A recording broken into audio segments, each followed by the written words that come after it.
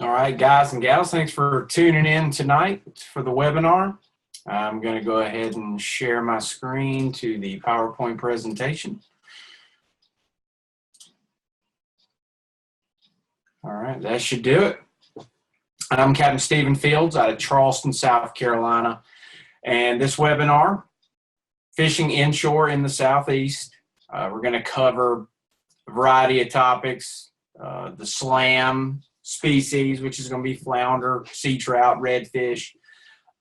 Definitely appreciate Seatrout presenting this and getting the word out there for all you guys to be able to join and tune in. Again, I'm Stephen Fields. I am a professional saltwater guide out of Charleston, South Carolina, redfish tournament angler. Definitely feel free to visit my guide site, charlestonfishingcompany.com, as well as fieldsfishing.com. Plenty of info on there. Keep up with things, a lot of intuitive videos, links. Pretty much the rundown of what we're going to be talking about tonight is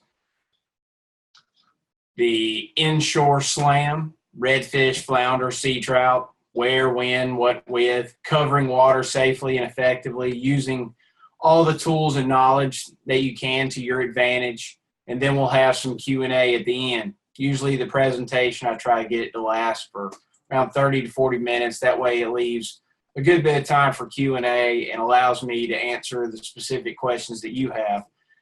There's many a times where I don't cover everything, and your questions definitely bring out the best answers and get you what you need. That's how I am anyways. Usually, I have something specific on mind, and I know you all do as well. Again, the Southeast Inshore Slam, redfish, flounder, sea trout, those are going to be the primary species that we're going to be covering. Definitely not the only ones. I'll touch base on a few others toward the end as well that we all get really excited about here in the Southeast. We'll start off with redfish. It's definitely the prized fish for the Southeast right now. It's the most popular, most in demand. It's kind of taken off, especially the sport of tournament red fishing. It's gotten to be the saltwater version of the bass tournaments. It's definitely bringing everybody out, getting more involved. You're seeing more sons and daughters with their fathers or mothers getting out and fishing these local tournaments, turning into fishing the bigger tours like the IFA, Southern Redfish Cup, Florida Pro.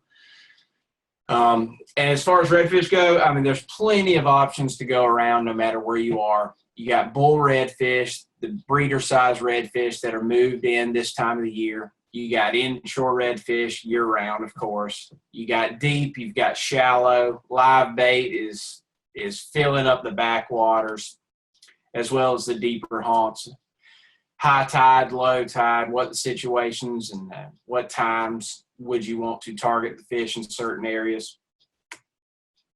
We'll start out with bull redfish, fishing sandbars with deeper water access around. These are primary targets no matter where you are, whether it be Florida, Georgia, South Carolina, North Carolina. These big breeder size redfish relate to these areas, and it's usually one of the first spots on the way in. You got sandbars right inside the inlets. You got sandbars off the beaches, around the jetty systems. And these fish use these as ambush spots. And targeting these sandbars with good ripping current over the bar. So you're looking for, like a mid-tide, mid-incoming, mid-outgoing, just when that water's over the top of the bar, going either way. Focusing on the deeper water access of the side of the bar. And you can find this on your fishing charts by, as you can see here, the tighter contour lines. These are fish highways. The tighter these contour lines, the steeper the drop or rise. And those are going to be usually the sides that I'm going to focus on, especially when they're on the down current side of those contours. Those are going to be where the fish are going to be stationed.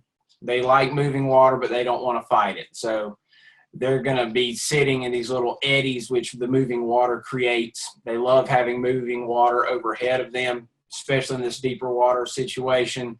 That allows bait to be pushed to them, and they're ambush feeders. Those are just great areas to target. Fishing the jetties, another popular thing, not just now, but through the summer, into the fall. You can't beat fishing the rocks. There's a lot of opportunity out there, and not just for redfish, but weakfish, sea trout, flounder, black sea bass, black drum, jacks. You've got a lot of opportunity to have a successful day when you can get out to the jetties and safely and effectively fish them. Falling or incoming tides out there, the current flow is key. Deeper water access, again, contours. Jetty systems can be big, like the one we have here in my hometown, Charleston, South Carolina. It is a massive jetty system. So eliminating a lot of water and keying in on the prime areas is key. So using these fishing charts allows me to do just that, eliminate the water and find these key spots. And when you're dealing with deeper water, these sonar charts that have these 1 foot contours do just that. Looking for bends in the jetty system where the deeper water access is closer to it, breaks in it, tips of the oysters where water flows through the oysters, which what I call washout areas. All these are key areas to target and look for. Redfish are going to stage again on the down current sides of any of these sort of structures or situations with the moving water, and they're going to be feeding on these baits moving through. And again, these tight contour lines are fish highways. They're not just for the redfish, but for bait as well. So the bait's going to be moving along these areas, and you're going to be able to naturally see where these staging points are. When targeting these bull reds, I keep it pretty simple, rigging up with a Carolina rig, live bait rig. It's pretty much circle hook, fluorocarbon leader, going up to a swivel and egg sinker. Be sure to use enough weight to keep the bait on the bottom and in the strike zone the longest. It just depends where you're at, what your current and tidal situation is. So that's key, just being able to keep the bait down there. You know, I've fished with many people that don't use enough weight, and their bait gets torn off by the tide before they even have a shot at staying in the strike zone and getting that bite. Blue crab. You can't go wrong with blue crab this time of the year when it comes to jetties, especially with the crabs, soft shell crab season that's around. The redfish really key on these blue crabs that pass through. With the tides, pretty much quarter the blue crab up. Using scissors in this situation is really fast and effective. So I'm going to take the claws off, and I will trim the legs, being careful to leave the joints, because that's where you're going to, you know, put your hook through, is the joint for the legs. Keeps it in there, keeps it from falling off real strong. And I'm just going to quarter it up. Sometimes you got to have them. It just depends on the size of the blue crab you're using. And usually fishing this just because blue crab's such a stinky and popular bait amongst not just redfish, but everything, even other crabs. If I'm not getting a bite within 5 minutes or so, I'm going to rebait and get it back out there. As I put at the bottom again, of course, is a real key bait in the spring, early summer, as the redfish are heavily feeding on these blue crabs that are molting, gaining their new shells. Soft shell crab season, pretty much. Also, a bait that was on the previous screen was menhaden, pogies, what have you, moving in. That is a key bait to use as well. These fish are going to target on them as they move in and out of these contours and around these points and eddy systems. You know, it's a real prevalent bait in southeast waters.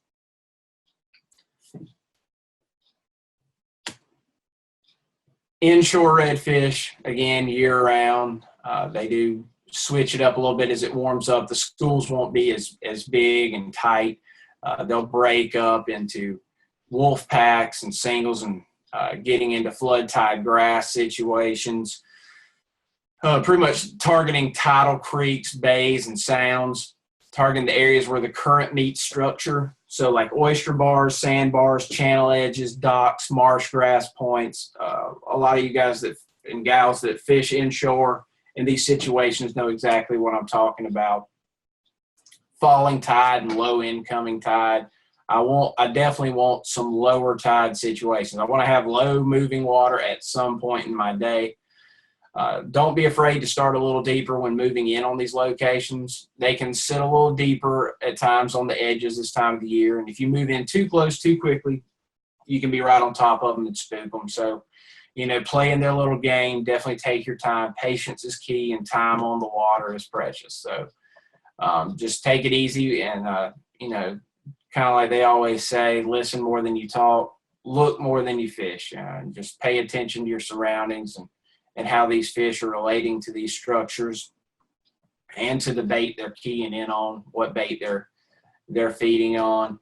I talked about earlier, another situation that you're looking at right now is the reds are starting to move into the grass. You're getting into those flood tides on the new and full moons in my area. Anyways, that goes pretty much from here down to northeast Florida. The reds are going to be tailing for the fiddler crabs and the grass, along with the snails and other forage. It's definitely an hour or so of excitement during these tides. You get a lot of sight fishing in. Early on, I won't see as many tailors. I'll get a lot of floaters, like I'll call them floaters, because they're usually some of the larger reds on the outside and the deeper parts of the grass leading up into the flood tide short grass. So I'll start out there as well, do a little bit of sight fishing and blind casting, pitching in little pockets and into the thicker, taller, flooded grass. Again, what I'm looking for, going back to structure and current breaks around structure that create ambush points. That phrase right there pretty much goes for every species we could possibly talk about tonight. They all have something in common. They all love current breaks, eddies, where it meets some sort of structure, whether that structure be a deep rock pile, jetty, dock, point, whatever. Flooded grass near deep water access and active structure spots. And those are all going to be key areas. Again, bait's key. Wherever the bait is, the target redfish are not far away. So again, you know, time on the water is precious, and doing your homework before you get out there saves a lot of time and eliminates a lot of water. So definitely getting your charts out and finding these key areas, which are pretty easy to do for the most part on these charts when it comes to current breaks around structures such as oyster bars, points, finding those deep water access, like around docks. You can find what docks are going to hold water even at the lowest tides, and always have a chance at having fish on them. Like you see at the chart I have on there, the docks that are completely in the green, they have no water at lower tides. The docks that are jet out into the contours are going to have some sort of deeper water access at all times. Those are key docks. Oyster bars around these docks is a bonus. Anything that sets an area apart. If there's a stretch of bank that has oysters on it where another stretch of bank does not, that stretch that has oysters or some sort of structure is going to have better odds of having fish. So again, just doing your homework, spending time on the water, looking more than fishing, it leads to catching. For redfish inshore, the baits pretty much right now what I'm using is going to be blue crab again. That's due to soft shell crab season on a Carolina live bait rig type setup. Also, finger mullet right now are starting to get hit. You have the grass shrimp that are moving in. So everything's really starting to come alive. All those are key baits. But for me right now this week, it's been, you know, soaking blue crab, fishing slow, you know, bringing the fish to me. This crab lets off a lot of scent, brings more fish in. So just being patient. As just recently, they're definitely picking up on the plastics more as well, becoming more aggressive. And, you know, that's due to the fact that finger mullet and the grass shrimp and everything's moving in. Everything's becoming alive. Fish are getting hacked or being more aggressive. My one go-to artificial bait for inshore, if I could only use one lure, it would be a spoon. Not just a gold spoon, but a spoon in general. Now, I do love the Gold Spoon, and I will have that on at least 75% of the time. For early morning, evening, low light conditions, I do like the black with a chartreuse tip to it. Spoon as well. I will definitely have that in my arsenal and tie it onto one rod as well. And on these spoons, always putting a swivel onto the split ring. This prevents line twists and allows the spoon to act like it was meant to perform. Some more bait selection for inshore as far as soft plastics that work well time and time again. The Z-Man minnows, your basic paddle tail, mimics a mud minnow, finger mullet. The diesel spin, same way. It's definitely more of an aggressive bait to use. I'll do a lot of blind casting with this, covering water, wind-blown points, high falling tide over oysters. Now the Streaks curly tails, that's a great bait to use on a little jig head. Has a little bit more action to the tail of it than the minnows. I like using this in and around grass, especially flooded grass. The scented paddlers definitely mimics a finger mullet almost to the T. Jig head or a weighted swim bait hook, just depends if it's going to need to be weedless or not. This is pretty much, you can work it however you want, but I'll use this bait with a slow roll, keeping it in the strike zone. That way I'm able to work pretty much whatever part of the water column I need to work, whether it be the upper, lower, or middle. Trout trick. It's a great do-it-all bait. You can drag it, you can pitch it, and slowly work it back to you. If you're a freshwater bass fisherman that also fishes inshore, or vice versa, this is a great bait for you. It's you fish it just like you would if you were bass fishing. Great to flip structure like docks with as well. Got a lot of action to it. The easy shrimps, the more we get into the season, which is summer for most people, this is a real key bait, whether it be artificial shrimp like the easy shrimps or live shrimp. I'm going to rig it with a jig head, weighted swim bait hook, or Texas rig it. Just depends if it needs to be weedless or not, or if I'm flipping structure or not. It's just a great bait that has a lot of movement to it. And all these Z-Man baits, the reason I like them so much is they're made with ElaZtech technology, and it is a buoyant bait naturally due to what it's made out of with the ElaZtech. So it has a lot of action to it, and you also might need to use a little bit more weight than you usually would on your artificials to get to those desired depths as well. All right, getting into Seatrout now. I know it's been a long winter, and we're anxious to see more and more Seatrout come in. I know we got a little nervous in my area about possible fish kills and such due to freezing temperatures, which we don't have here often. But I think we've got some healthy trout, and in my area anyways, I think we're going to be blessed and be fine on our trout. Been some good catches already leading into the season. Areas we're targeting, especially right now as they're moving, as more and more trout that were offshore are moving in. Definitely anything near inlets, creek mouths, steep main water, river banks, flats with deeper water access that they can move on and off of safely for them and effectively, where they're not getting stuck. Again, just getting up into creeks, especially creeks that have deep holes in the bends, any sort of structure in the bends, points with main and secondary points. All these areas are going to be key for targeting trout. Pretty basic, but it's good knowledge to have. That way you can look at your charts, do your homework while you're on the water as well, looking for these areas. And it's one of those things you might have to cover a lot of water at times to find these trout. They're going to be stacked together, but covering water effectively, fishing the different parts of the water column, making sure you're covering all your bases. You can really get on some nice spring trout and early summer trout. What to look for? Well, situations with trout, they love clean water, color and clarity. There's different types of clear. It doesn't have to be crystal blue clear water to be clean. It doesn't have to be emerald green to be clean.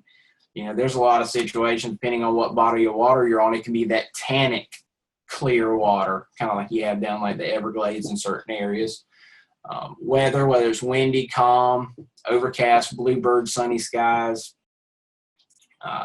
The sky is going to have a lot to do with what baits I'm throwing.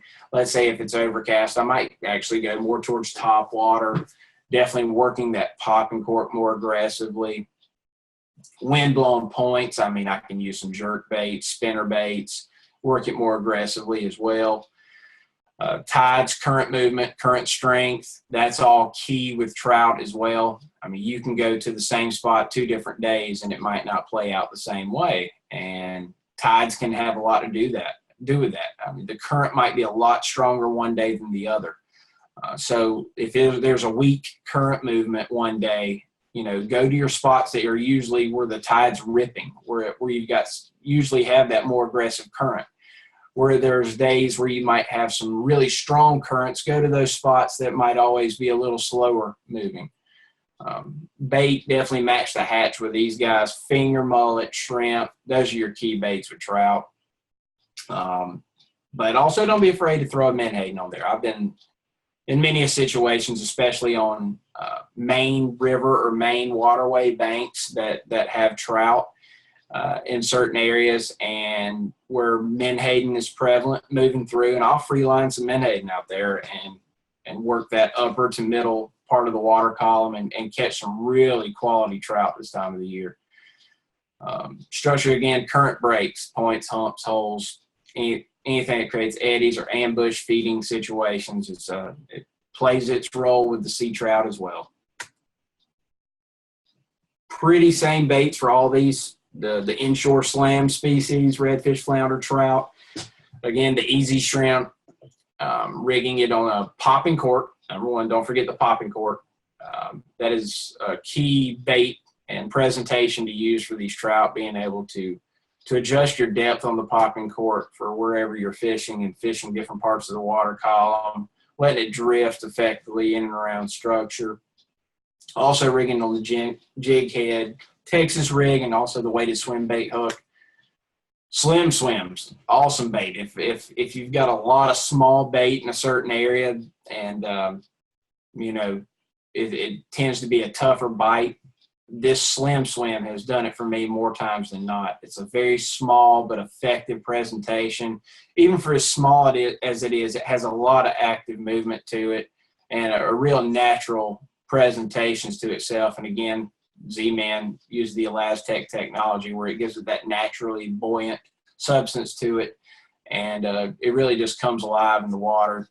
They're putting this mostly on a weighted jig head, again with this ElaZtech material. You're more than likely going to have to use heavier weights than you usually would to work these different parts of the water column, so make note of that.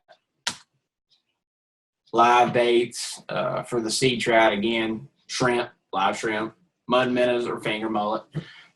I kind of start staying away from mud minnows this time of the year, where I will use them a lot in the winter and fall, but they kind of a lot of times do what I don't want them to do. You put a mud minnow, if it gets anywhere near the bottom, that sucker's going to hide in the mud. And, I don't want my bait hiding on me. So I'm keying in more on finger mullet, which is pretty easy to get right now, along with shrimp that is moving in. Not as easy for us yet, whereas our, Florida's fine with it, right? They got plenty of shrimp coming in. Georgia's got some good shrimp coming in. All right, flounder, the last of the inshore slam. Pretty much areas to target for these guys. It's fairly similar to the areas you're going to target all the other species. They all kind of hang in there together. That's why it's called the slam. You can catch them fairly close to each other. And here we go again. Water flowing across something such as an oyster bar, oyster rake, sandbar, or a small change in depth. backside or down current side of a depression or creek mouth. Again, that's fairly similar to all the other species. They're all right there together. Fishing for these guys is a little different, though. You definitely want to slow your roll, slow down your presentation with these guys. You know, also looking for current lines, color lines in the water, eddy lines, tide lines, etc. Are going to notate where these eddies and current breaks are. You can really key in onto that. It's all about lines a lot of times. You know, again, those eddy lines or tide lines, that goes for offshore as well. Contour lines, you know, those tighter 1 foot contours, those are going to be fish highways. Always casting at lines, man, casting a line at a line. You know, you can find these flounder in all sorts of bottom structure, including shales, rocks, you know, riprap, heavy structure, but mud and sand is usually the preferable bottom to fish. And it's the easiest to fish because you can effectively keep this bait in the strike zone, which is dragging it across the bottom for the most part, to key in on these fish. If I am fishing like on a flat with some more shallow structure over some oyster bars that they might be sitting in around points and stuff, I'll actually put a popping cork with a leader where it's just enough leader to barely just keep it off the bottom, or maybe even drag along the bottom a little bit and let that tide take it around that structure itself, and that's pretty effective as well. Again, pretty much same situation for these flounder. It's a great fish, a great table fare as well, and they're all in the same areas. You just have to slow your presentation down for these guys.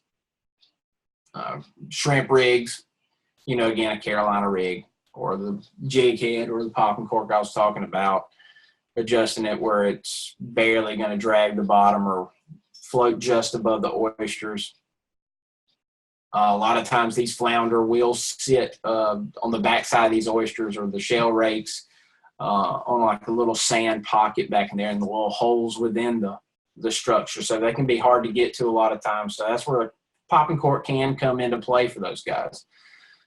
Mud minnow or finger mullet, pretty much using it on a Carolina rig. Again, with the mud minnows, they kind of go against everything that I want them to do, and they're hiding on me. And so I will stick to smaller finger mullet more so than mud minnows this time of the year.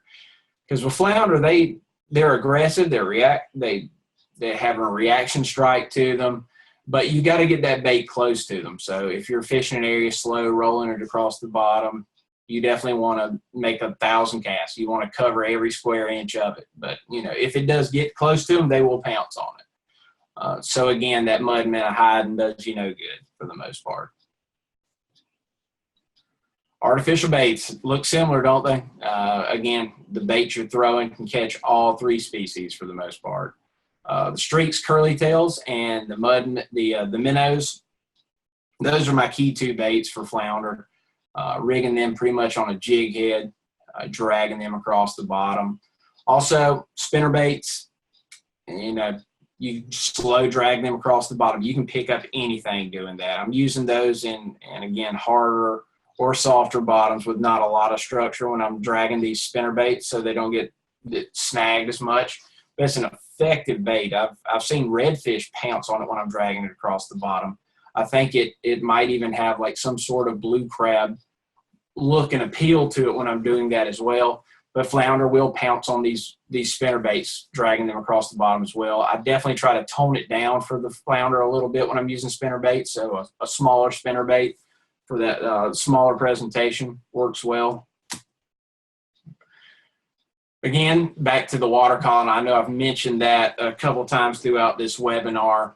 Make sure to work the different sections of the water column, top, middle, bottom. You can do that by, you know, adjusting your weight, varying the speed of your retrieve. But I know myself when I'm in a hurry, I might be, you know, casting, blasting, just moving all over. I mess up a lot of times because I don't effectively cover all parts of the water column. You can be missing a lot of fish by doing this. So definitely keep that in mind. I like to have 3 rods with 3 different baits that will do this as well. Setup for all three of these species, pretty easy. 3,000, 4,000, and 5,000. You can even throw a 2,500 on there for flounder and trout. I have a nice little 2,500 set up on a 7-foot light action rod that I like to use for the trout and the flounder. Bait casters, especially for all the Gulf Coast guys. Low profile reel, good gear ratio on the rod setup. You're pretty much going, medium light, medium heavy, fast tip. I love, fast tip that is inshore. Having that fast tip is key as well. But pretty much just your basic setups. You don't have to get too fancy, go too expensive. I like to have, if anything, a better rod than the reel. The reel just picks up line to me. So having a better rod is more key to me than having a higher end reel. Fishing line, braided fishing line for sure. Again, all that structure we talked about. I love having braid. That's pretty much what it's all going to inshore. 15, 20, 30, 50-pound test. Just depends what you're doing. Heavier weights for the jetties and your bigger bull redfish situations. And I usually stay around 15, 20-pound inshore. Fluorocarbon leader material, 20, 30 to 50. Again, heavier for your bigger fish, but usually I have that 20-pound fluorocarbon spool sitting out, and that's primarily what I use. Knots for all these, we'll touch quickly on these. Most of you guys know your knots pretty well, I'm sure. Netknots.com is a great website for learning to tie a lot of the newer knots, but I keep it simple, what my dad taught me. That's kind of just what I stick with. The double uni knot for attaching line to line, leader to your braided line, spinner baits and spoons, the improved clinch knot. It's tried and true. I don't have problems with it. I'm not going to switch it up. That's just what I have confidence in. Knots for jig heads and crankbaits, twitch baits, just something where you need some movement. Using that non-slip loop knot is key for that as well. Real easy knot to tie. Knots for the Texas rig baits. I'm going to use a snail knot to the shank of the hook. I'm using that in situations where I'm going to be getting fish out of structure in a hurry, whether it be pitching thick grass or around docks and stuff like that. Great knot to use in that Texas rig setup. Covering water. As I said, time on the water pays off. So the more time you put in on the water, the more it's going to pay off. Do more looking than you actually do casting. That leads to more catching. Don't be afraid to try new tactics and seek new water. I never do. I learn something at least every other day, and I'll apply that and put that into my arsenal. So use what you already know as well and apply that knowledge to new areas and tactics. I definitely want to touch base on this. This is kind of like a little homework tool to use, just because I had so many emails leading up to this webinar. It was crazy. I mean, there was like 20 emails in a row wanting to know more about the boating app and the features and how it can help you for your day on or off the water. So I definitely made sure that I put a little tidbit here in the end about it, covering the basics of what I really like to use it for. Definitely, if you have questions, shoot them to me.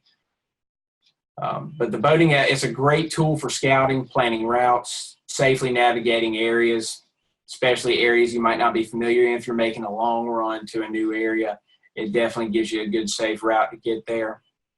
And just syncing all the info that you put into it, whether it be markers, waypoints and such, with your Wi-Fi capable GPS unit as well. The auto routing feature, again, touching base on it. This is key for me, especially, let's say I'm in a redfish tournament situation. Like I do have one coming up this weekend in Georgetown, South Carolina for the IFA Redfish Tour. And depending on where we're running, I always use this. I'm always going to plan my route, and it gives you a lot of information as well that's valuable, such as the time estimate on making the run, the estimate of your fuel burn, what it's going to be, which is key. Sometimes we make some crazy long runs, and it's going to give me that good, safe route that'll give me confidence when I'm running, especially at higher speeds. And so I love this feature about it. You know, it allows us to plan my day out better and time effectively. Tidal and weather info. You can't beat this. All about the tides. It's all about the weather. So having good tide info and being able to just search these maps, and you can see what the tide icon looks like there. You can just click on it for whatever area you're in. It's going to give you the tidal information. It's a great source for your tide information. I pretty much use it as my sole tidal info now. And the weather, wind direction, you got everything on one app. So you just can't beat it. Simplifies everything. Unclutters my phone. You get the same great navigational and sonar charts that you get on that chart chip that goes in your GPS unit, multifunctional display. Navigational chart, that's going to be for when I'm running. It unclutters the map for me. I can safely navigate and see all the features and details on the map. And then switching over to sonar chart mode, which is going to give me those 1 foot contours, locating those fish highways, able to eliminate water, find those spots effectively. That's when I'll use it. And on the app, you simply just click on that lower left icon. The Navionics symbol will give you the Navionics chart, and the Sonar symbol will give you the Sonar fishing chart. Plotter sync and updates, another key about this app to me. Being able to add waypoints, share those waypoints, whether it be emailing them to my tournament partner or a close friend, whether we're just scouting an area, another guide buddy of mine, being able to share these markers between each other is key. Being able to update my charts, not just the charts on the boating app, but my charts on my multifunctional display or GPS unit, what have you. That's key. As long as it's Wi-Fi capable and you're connected, you're good to go. I do it from my house at least every other week, just to make sure I have all the most up-to-date chart info I could possibly have. And again, just connecting to your device, you're going to activate your Wi-Fi of your device, and you go into your mobile device settings, open the Wi-Fi section, select the device network, get connected to your chart plotter, and you're set. Just another key feature about this app that I use, and those are just some of the favorites. Another great one, and this kind of goes more into a little bit of safety as well, the search function, being able to search for fuel stations or food, shops for the wife if you're on a long boating trip, tides, you can search for current stations, and so on. And also, I pointed out there, typed in sea tow. There you go. It's going to give me the closest sea tow to me as well if I need them on the water. You can't beat having that sea tow membership for sure. And again, I definitely appreciate them presenting this this evening and being able to get this out on social media for everybody to see and register and tune in for. But the search function, you know, it's definitely a key part of the app, being able to just pull it up on the phone and find what you need safely and effectively. I do appreciate y'all for attending.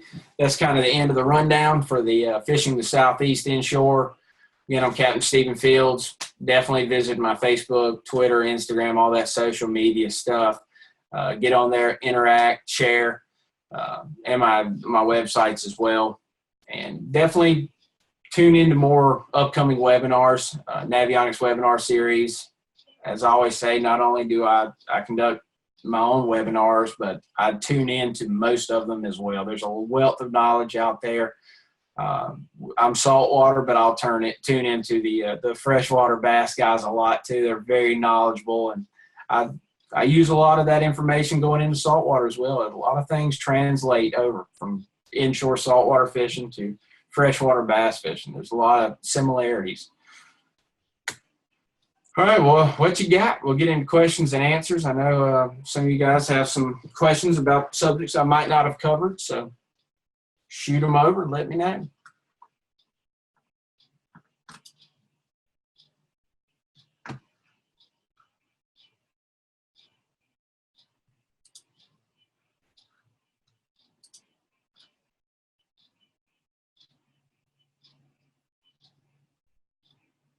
All right. Bob, do fish tend to return to the same spots year to year? For the most part, yeah, they do. I mean, I fish a lot of the same areas over and over and over throughout the year. Some spots might take a little longer to come back if fishing pressure or storms might have turn the area upside down or something like that. But yeah, fish do tend to return to the same areas year after year. Things change, of course, but for the most part, key areas are that way for a reason. Fish go there for a reason. So.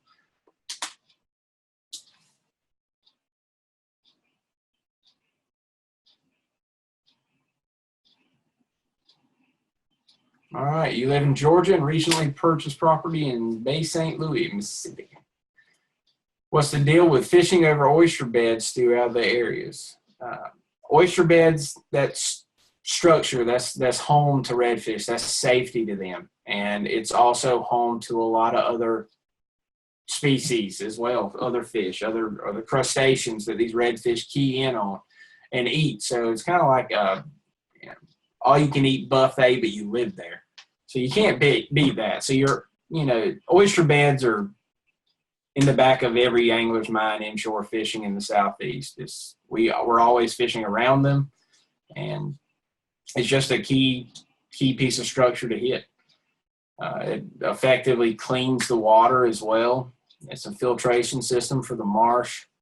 Just full of life. And being able to fish in and around those areas with oysters is always a good thing to consider doing. All right. What do you consider the best tide time for redfish? Good question. Pretty much all tides for reds. There's something good to do at all tides. I don't like slack water much at all. Other than tailing tides on those new and full moons where we have that extra flooded water comes into the short grass. But I want to have some sort of low moving water throughout the day, whether it be low incoming, mid outgoing to low, something like that. Those are good times to target reds, as well as high falling when they're just coming out of the grass, and you can catch them, transitioning to the primary points or the oyster bars on the outside.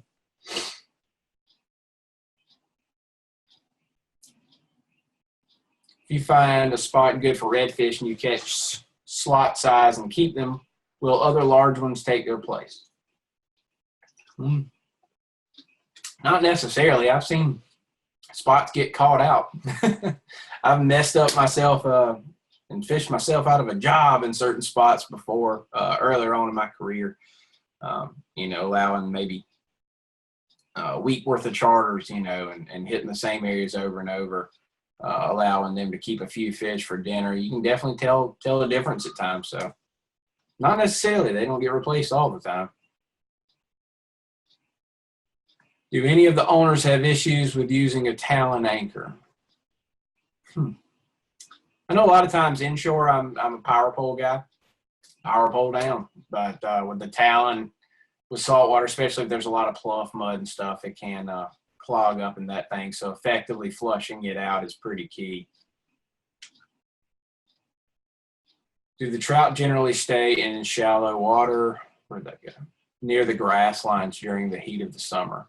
Yeah, and deeper as well. I mean, I'll target them at the jetties. There's a lot of holes in the bends of creeks that I'll target as well.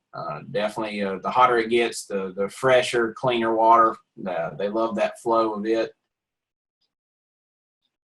How does cold winter affect inshore fishing in the spring?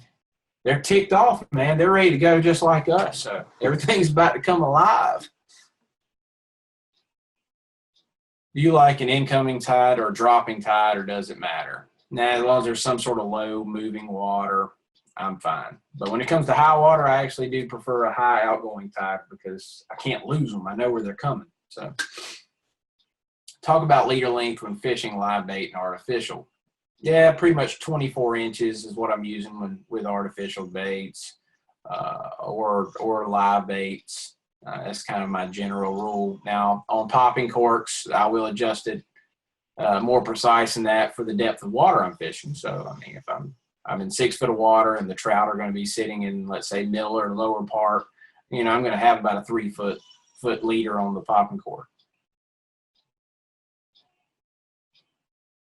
Do you have any tips on speckled trout night fishing on docks? Not really. But if there's docks and there's dock lights that attract bait fish, there's a good bet that speckled trout will be there. And if you're in South Florida, you know, snook as well. Techniques for fishing oyster bars, always snagging up in the oysters. That'll happen. You know, I lose plenty of baits. And when I'm doing my guide trips, my customers are always apologizing. Oh, I'm so sorry, I'm caught up again. I'm like, man, I would have done lost 2 or 3 baits while I'm out here. But, you know, it's all a field technique that can save you a couple lures here and there for sure. But, you know, that comes down to weight as well. So if the oyster bars are just under the water, I definitely like using that weighted swim bait hook and that Elastec to even out the buoyancy and get it down to the depth I want to be able to fish. And I can slide it in and around the oysters without touching the oysters.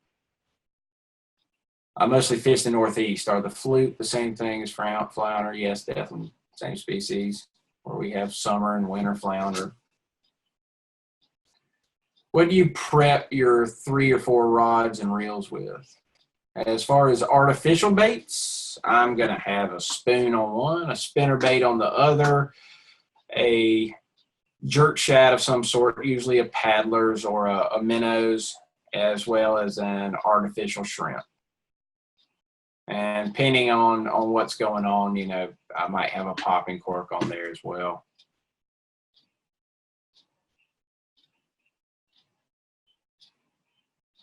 How much larger fluorocarbon leader? See, good question. Using over my braid. So if I got, you know, if I'm using 15 pound braid, which I'm using on most of my 3000s, I'm going to 20 pound fluorocarbon. If I'm using 20 pound braid, I use 30 pound fluorocarbon. It's usually how I go. And I use uni to uni knot over a swivel. Unless it's a Carolina rig, of course, then I'm using a swivel. Targeting flounder, I usually seek out pretty deep water around 15 foot. Have you found them shallower during the day? Yeah, it depends. You're always going to have, you know, flounder on the flats, creek mouths, flounder in 15 foot. It's nothing weird. I'm going to start heading out to the jetties in search of flounder here probably next week. There's some good sized flounder to move in on some of the parts of our jetty system where there's sandbars and deep water access nearby, and it's right in that 10 to 15 foot range, hard sandy bottom. So I'm going to be targeting them there as well. I purchased and inserted a Southeast Regional Inshore Navigational chart in my Simrad Evo 3. My home port is around Ocean Isle, North Carolina. I'm not seeing contour lines in the waterways. Suggestions for settings to increase definition. Definitely, for one thing, make sure that you, under menu, when you're on charts and chart selection, you selected the Navionics chart to use. And as far as definition, your navigational charts and sonar charts, those are 2 differences between definition. Uncluttered and kind of when you go to the sonar chart, the fishing chart, you're going to get those tight 1 foot contours. If you don't mind, you should have my email. Shoot me some screenshots of the problem you're having, and I'll try to walk you through it. I know I can help you. Float rig or bottom rig, what is the best for this time of the year? Both for different situations for sure. With the popping cork, using it primarily for trout, but I will use it in certain situations for flounder like I spoke of. Bottom rig has its time and place as well.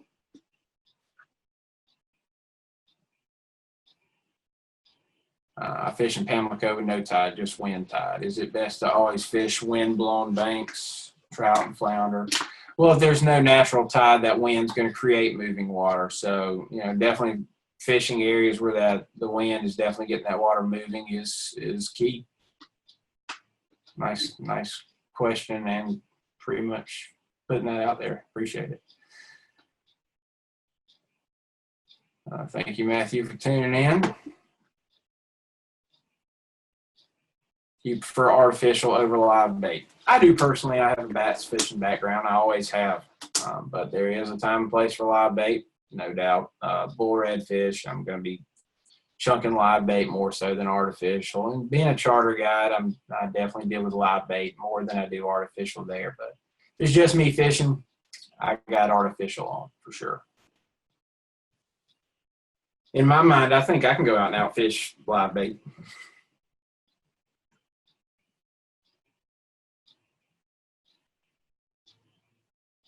And cover more water with artificial bait too. I like running and gunning and effectively fishing in an area. And I'm not one of those guys that can sit still for very long. Although, you know, dead sticking artificials in tournaments is key as well, and that takes some patience.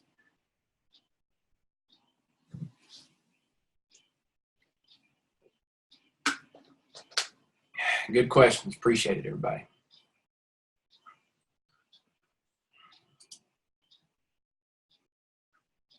What's your go-to top water for trout?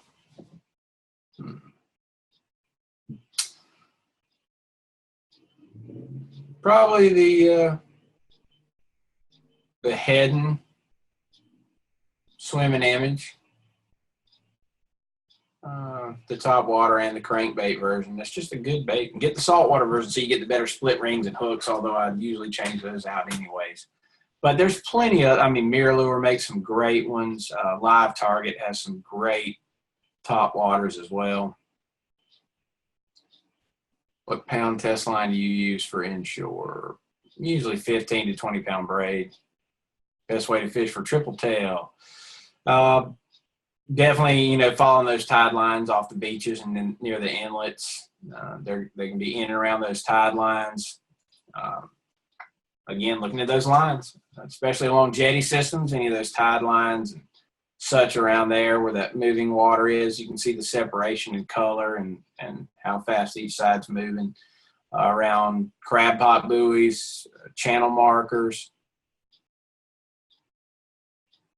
I do love some triple tail, and they have started to come in pretty good down in North Florida and Georgia as well. So probably not too far from my area. Looking forward to it.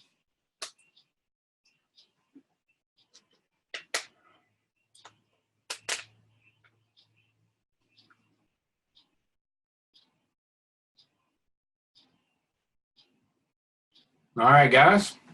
That's it. I definitely appreciate all of y'all tuning in and appreciate all the good questions and everything. If there's a question I didn't get to and didn't answer, definitely feel free to email me as well. Also, again, tune in to more of these webinars. There's a wealth of information out there from everywhere throughout the United States into Canada. Anything you could ever want to possibly learn more about is going to be presented throughout some point in the year. So I tune into those as well. One more question. All right, Matt Parker, have you used lipless crankbaits for bull reds? Yes. Yes, I love some rattle traps. Great baits. They can be a little heavier, you know, and be more prone to snagging up, but I've hooked tarpon on crankbaits as well. But yeah, definitely those reds can hug tight to the jetty rocks and situations like that as well. So not just lipless, but lipped crankbaits as well. I use them all, especially around riprap and heavy structure. I appreciate that, Dan. I'm glad I got to answer that because I'm a crankbait guy. Love them. So yes, definitely use them. All right, appreciate y'all tuning in. This is being recorded, so it will be posted up on Navigation's site and their YouTube page. So tune in for more of these coming year, and tight lines to you all. Thank you for tuning in.